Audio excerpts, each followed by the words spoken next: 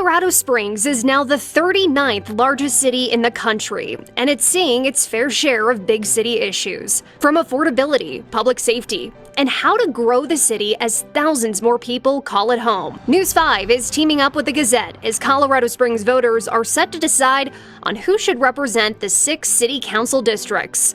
These people will represent your neighborhood, like District 1, which primarily makes up the northwestern part of the city, as well as some neighborhoods east of I-25.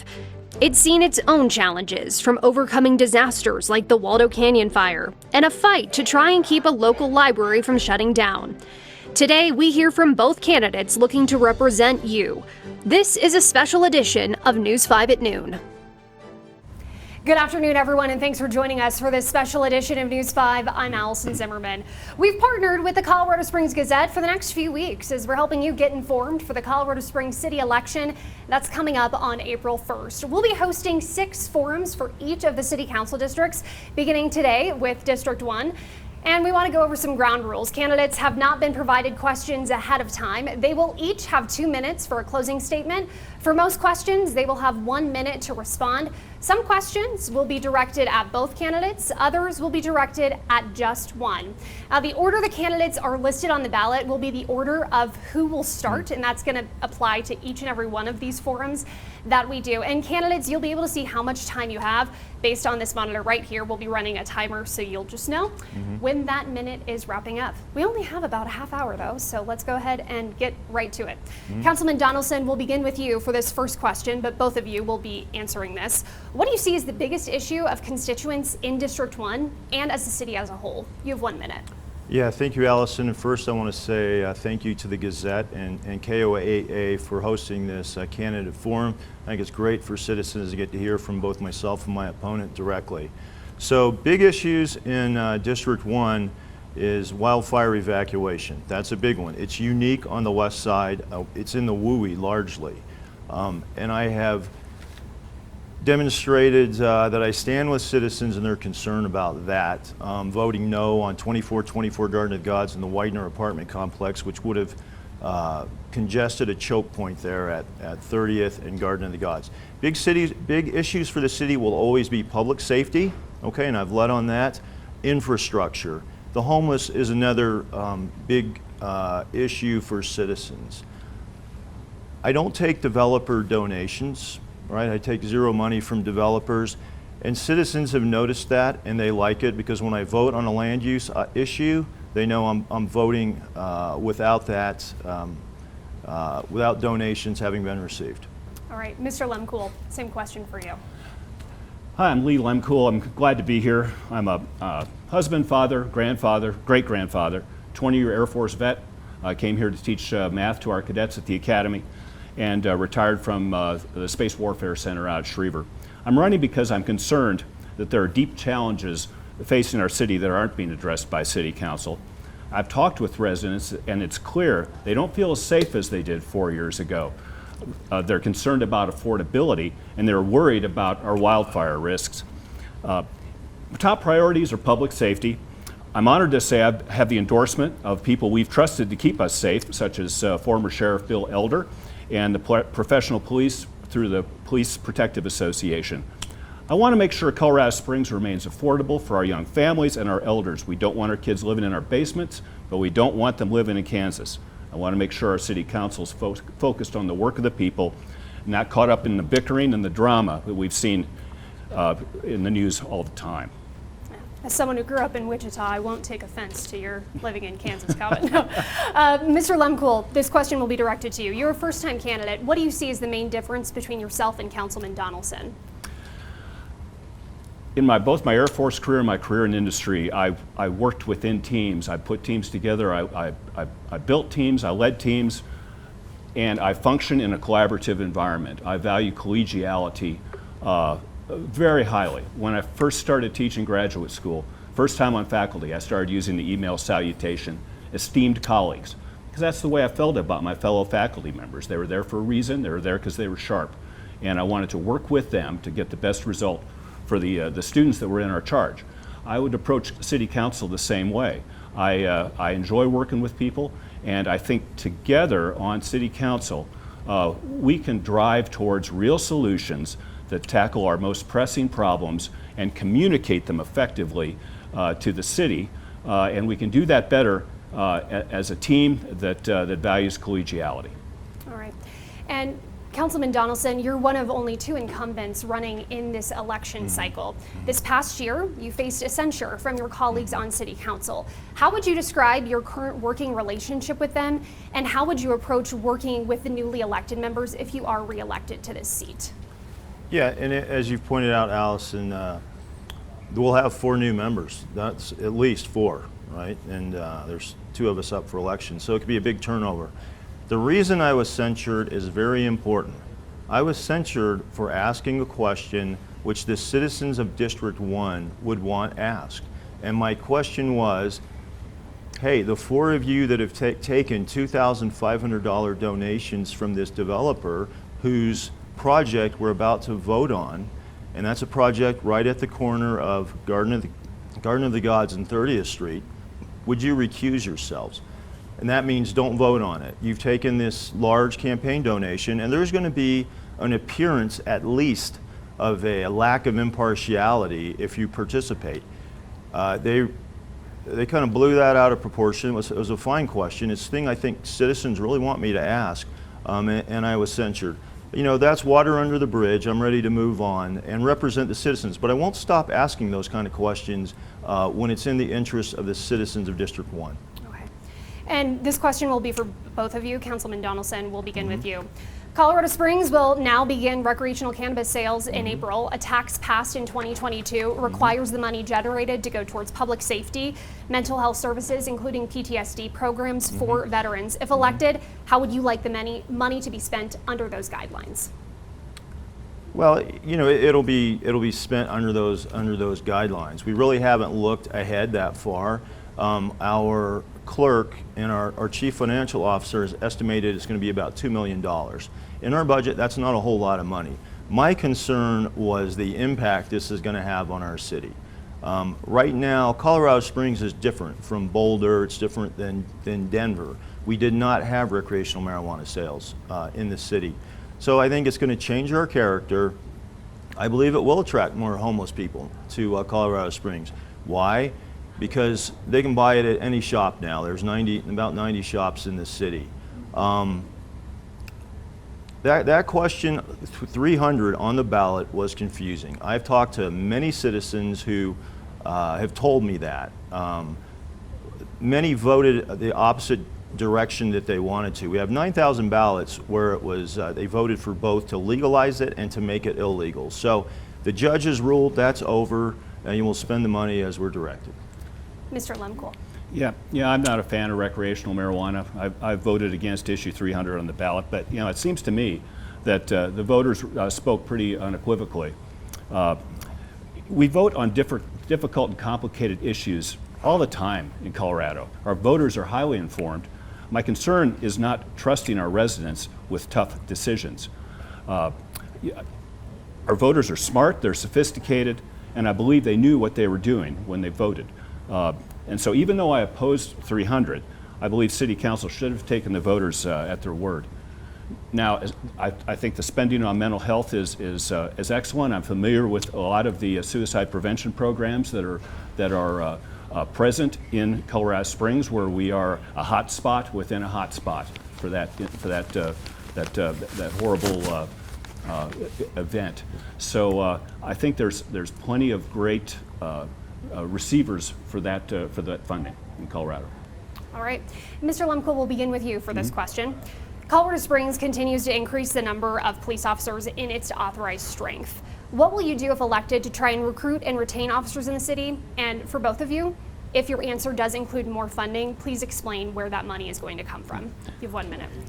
We're a growing city, and we're very large geographically for the size of our population as well. There are other cities that are similar size, but much less turf to cover. So police officers go point to point to calls, and that increases the response times. And we can directly impact and lower those response times by increasing the number of officers. So yes, I would argue for an increase in spending on police officers, and I think that's if that's something we need to take to voters, we take to the voters, and we make a very strong case for why this is important for public safety. I also learned in the Air Force that we recruit airmen, but we retain families. So we need to address the expense of starter housing in Colorado Springs. I have a grandson that just is a two-striper in the Air Force and just bought a starter home in Abilene, Texas. A two-striper here, or a young firefighter here, or a young police officer would not be able to do that. All right, Councilman Donelson. And I believe the question is, what can we do to recruit and retain? Is Yes. that right? Okay, the first thing we need to do is for police officers to believe they're valued by City Council. That's something City Council can do, right, once we pass the budget. I go to every promotion, every graduation, every retirement that our CSPD has, and that's noticed by police officers. Now, my opponent, he talks that he sings in his church choir, and he has a flag on the back of his advertisements for his campaign. What he doesn't tell you about his church is that his church has a big banner of BLM outside the church. Next to that, a big banner of the LGBTQ+. Why does that matter? Because it indicates a comfort with what BLM stands for. And what BLM stands for is blaming police. And during the George Floyd riots, BLM was pouring gasoline on the fire. So I think it's troubling that we have a candidate who is comfortable with that and at the same time thinks he'll represent the city. And Mr. Lehmkuhl, because he did directly mention you, I will give you 30 seconds. Oh, sure. rebuttal. I think a person running for president once said something along the lines of, "I don't speak for my church does not speak for me." And that's the way it is here. My church feels strongly about some things, and I don't exactly agree with it. But I have many good friends in the LGBTQ+ community, and I value those friendships. I have the endorsement of the police officers via the Police Protective Association, so I think that speaks for itself. All right. And we'll move on to the next format of our forum, where we do have a couple of questions from community members. It's part of our commitment to include voices of the community in our election coverage with both News5 and The Gazette. This next question actually comes directly from a constituent here in District 1. We'll go ahead and play that for you. We recently lost the Rockrimmon Library, and we live just like 5 minutes from it, visit all the time, and just hoping to get an understanding of what can City Council do for us to either get a new library or some new family service, or an opportunity for us to bring kind of public services to the Rockrimmon area. Did that audio play for you guys? It cut out after the first few words. He lives by Rockrimmon Library, so I'm sure the question had to do with that. Yes, so his question specifically is, what can City Council do to either get a new library or some kind of family service, public service for the Rockrimmon area? And Councilman Donelson, will begin with you. Okay. And so I have been in the lead on this from the start. I met with the CEO and 2 Board of Trustee members before they ever voted to close Rockrimmon Library. They told me that decision would not be made in '24. It would be late in this year right now. I've spoken at all the meetings that the Board of Trustees have, and I've spoken twice at the first one. I've worked with the group that is tried to keep it open, Save Rockrimmon Library, and now COS Reads. I've donated $1,000 of my own money to COS Reads to help set up a temporary library. You know, my opponent says this is an issue for him now. I don't think he spoke once during any of those meetings. Hundreds of citizens from District 1 did. I offered that I made a motion that City Council would fund the library for 1 year while we work for a solution. So I'll continue to work with that neighborhood group, and I'll work at it on council. But it takes other council members being willing to fund it or create a community center. Mr. Lehmkuhl. Yeah, this one's a little personal for me. My 93-year-old mother is a retired school librarian. And I was frustrated and disappointed with the closure of Rockrimmon Library, but frankly, this problem started 3 years ago when City Council appointed 2 board members as trustees on the library board who were not there in the best interests of libraries. I don't believe those appointments were accidental, but the intentional choices of our council and county commissioners. It's an issue that's personal with families like mine and others who counted on Rockrimmon Library. we need more than leaders who just provide lip service to this issue, but are committed to the hard work of finding real solutions. So I'll work with Save Rockrimmon and our other community partners to find a real solution that can restore this vital asset to our West Side neighbors. And as your next city councilor, I'll insist on a thorough vetting of any candidates for the library board to make sure that we have people in place that we can trust to put our libraries and our families first. And Councilman Donelson, I will give you just 30 seconds, as he mentioned, a vote of city council appointees. Yeah, and I'm trying to recall exactly what my opponent said, but he had, you know, there were opportunities to speak. Hundreds of citizens have spoken against the closure of Rockrimmon Library. My opponent wasn't there. Lip service, I put $1,000 of my own dollars towards finding a solution to this and opening a temporary, which we're doing. We're opening a temporary library there. Vetting, you know, you can't predict what some people are going to do. If I had ever known anyone would close a library, I would never have voted to appoint them, and that will be a question for the next appointee.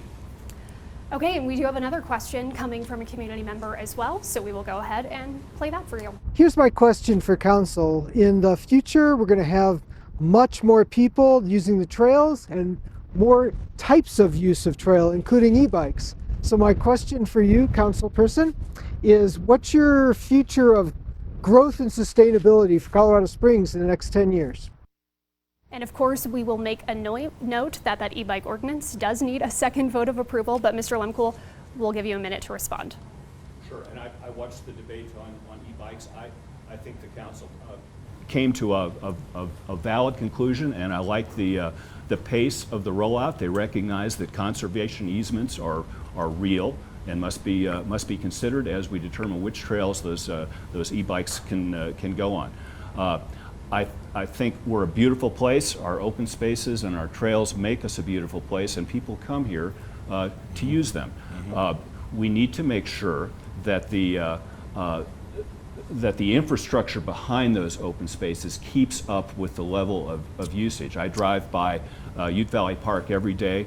The parking lot is often full, and frankly, the restrooms are in troubling shape from time to time just because of the volume of use. So as we think about things like Blodgett open space, we need to make sure we don't impact the neighborhood around Blodgett. We have the parking, we have the sanitary facilities that can serve all the people that are going to come. All right, Councilman Donelson.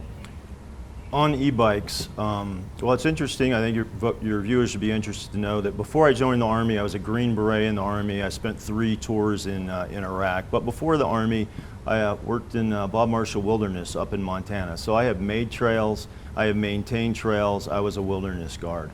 I worked with the citizens that are around Blodgett, right? And you can ask the Kristen Peterson from Peregrine HOA to make some good changes to that Blodgett open space master plan.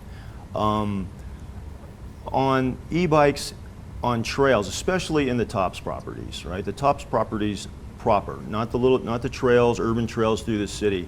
I actually voted no on this and the reason why is we have defined non-motorized use to include e-bikes with electric motors. And I thought that was a little deceptive by council. We should have been a little more transparent and sent this to a vote of the people, because that's what the TOPS ordinance called for. It called for a vote if you're going to allow motorized use. All right. This next question deals with wildfire evacuation and planning. Just about any time an annexation or a development project is proposed, especially on the west side, we hear a lot of concerns about fire danger. What do you think the city needs to change when it comes to wildfire mitigation and preparedness? Councilman Donelson, we'll begin with you. First, you mentioned annexations. I'll point out I voted no on both of the large flagpole annexations that were in front of council recently, Amara and Carmen Line. What exactly is your question, Allison? What does the city needs to change when it comes to mitigation and preparedness? Okay, mitigation and preparedness. I'll also point out I voted no on 2424. I was one of 5 votes that stopped that apartment complex at 30th and Garden of the God, and also on the Widener apartments, which are going to go in right next to Red Leg. We have a wildfire mitigation committee. I served on that committee when it was first stood up, and that went to the vote of the people under John Suthers to retain $20 million. So we have that going on where we mitigate or thin out trees on the west side over here.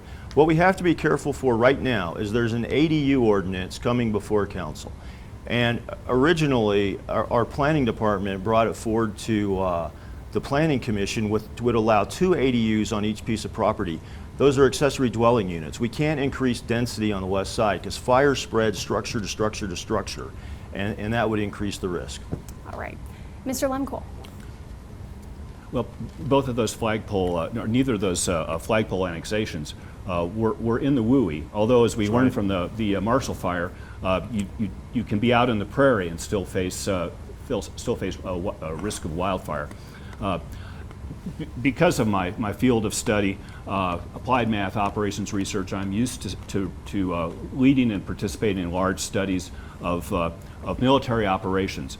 The nature of wildfire in the WUI, the risk, the mitigation, the flow of traffic out, the flow of first responders in is a similar kind of problem, and I think I can bring a level of knowledge of the data, knowledge of the models that can be applied to get at this problem, not to say, hey, we solved it, but to be able to communicate to our citizens that we're either in better shape than you think, or we need to make changes. And I don't want to talk about ADUs on the west side until we have those answers. All right. And Councilman Donelson, this transitions perfectly into our next question.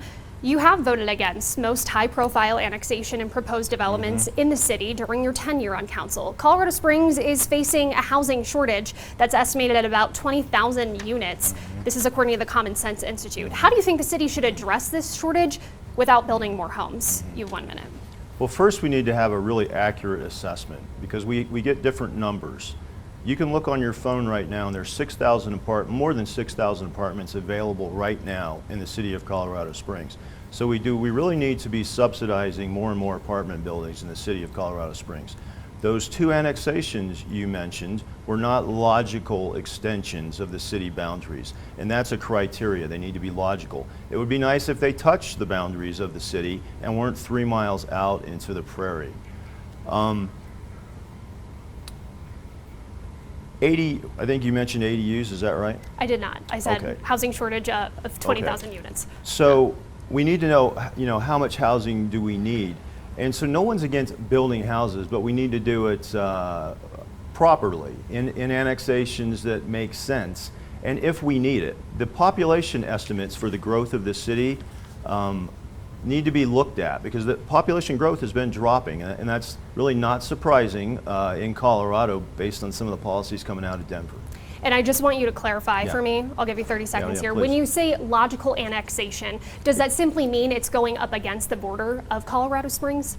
Yeah, a logical extension, right, of the city's boundaries. So we don't really want to create enclaves in the city's boundaries. We have some now where it's county property within the city boundaries, and it creates problems for fire and police and infrastructure. So ideally, yes, what we annex in would be adjacent to the city, not 3 miles away from the city. That creates long response times when you have these properties far out there. Okay. And Mr. Lehmkuhl, your campaign website mentions the idea of responsible growth. What does that mean? And if you're elected, what will you be looking for in proposed developments or annexations to determine whether or not the city should approve them? Sure. Yeah, and this to a degree is a personal issue too. We moved my mother in with us when we moved to Mountain Shadows because we knew that before long she would not be able to afford her apartment after my father had passed. I talked about my grandson in Abilene, but the core of this issue is keeping families together and protecting our reputation as a family-friendly city. As someone who lives in the shadow of the Waldo Canyon burn scar, I believe we need to direct growth to parts of our region that can safely support more housing for our families so we don't end up with density in neighborhoods that can't safely handle more housing. Being intentional about how we grow is how we keep our kids and our seniors close to us, and how we make sure our police, firefighters, teachers, and nurses can live and start their families and own their starter home in the beautiful town that we all want to call home. Growth should be underpinned with facts and data while protecting our natural resources and not jeopardizing the safety of our neighborhoods. Okay. And we are actually getting into the final minutes of our forum. Boy, did that go fast. Yeah, so I will begin with you, Mr. Lehmkuhl, for the closing statements. You have 2 minutes. Okay, thank you.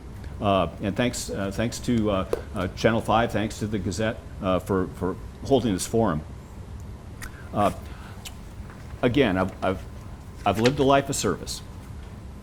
Air Force, industry, suicide prevention at the county and state level, and I view the opportunity to serve on city council and work with my colleagues to move the city forward as just a really powerful continuation of that career of public service. I'll remind you that I've been endorsed by former Sheriff Bill Elder, and I've been endorsed by the police officers through the Police Protective Association. I value law enforcement, and I place incredible value on law enforcement and the fire and CSFD. So I think that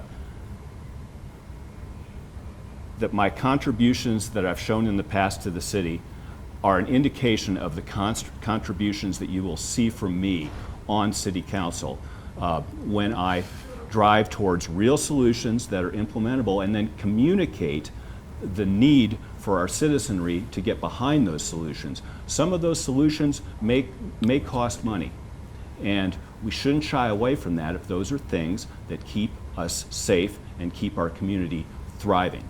So I look forward to the election. I look forward to continuing to communicate with my constituents. I look forward to meeting you on your doorstep when I'm out knocking doors. I've done a lot of that. I'm going to do a lot more.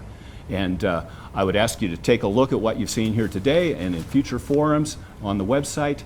And I'd ask for your vote so we can work together to make Colorado Springs the place we all want it to be.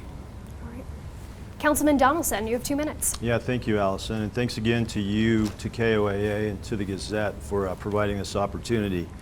You know, as citizens drive around District 1, they'll see my signs that say, "Vote Donelson, he votes for you." And that's exactly what I've done for the last 4 years, and I ask for your support to come back and do it again for the next 4. Recently in the Gazette, in a letter to the editor, a citizen referred to me as the Honorable Dave Donelson, Councilman for the People. And I wear that as a badge of honor. I do not take developer campaign donations. That's why I got censured, because I asked some others who were taking large donations to not vote on an issue right here in District 1, right at that choke point we talked about before. So I need citizens' help to win. I won't get any money from the developers. So I ask you to go to my website, davedonelson.org, DAVEDONELSON.org, or my social media and contribute. I will represent you, no one else. A couple of things I'd like to use as examples of how I've helped citizens here. I wrote and got passed a resolution declaring Colorado Springs as not a sanctuary city. Okay, it passed on a 6-3 vote. There were 3 that wouldn't even support it. And I worked with others on council to come up with language that they thought was acceptable. A reporter who's been down to the border, she noticed there was a list down there. Cities to go to, cities not to go to. On the list of cities not to go to was Colorado Springs.